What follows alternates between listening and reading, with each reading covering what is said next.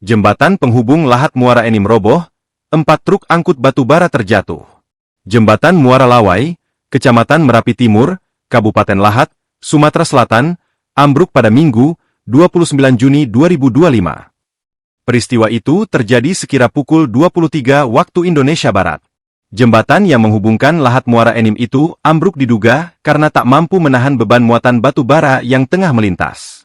Akibatnya, ratusan dump truck dihentikan dan membuat jalan terganggu karena kendaraan parkir di sepanjang jalan perbatasan Lahat, Muara Enim. 4 dump truk, 3 diantaranya bermuatan batu bara terjebak di atas jembatan saat kejadian. Kabak Ops Polres Lahat mengonfirmasi bahwa tidak ada korban jiwa, namun 2 sopir mengalami luka dan telah mendapatkan penanganan medis. Sementara 2 sopir lainnya selamat tanpa luka. Hingga Senin pagi, 30 Juni 2025, truk-truk tersebut masih berada di atas jembatan yang ambruk dan nyaris jatuh ke sungai. Polisi telah memasang garis pembatas dan melarang warga mendekat ke lokasi untuk alasan keselamatan.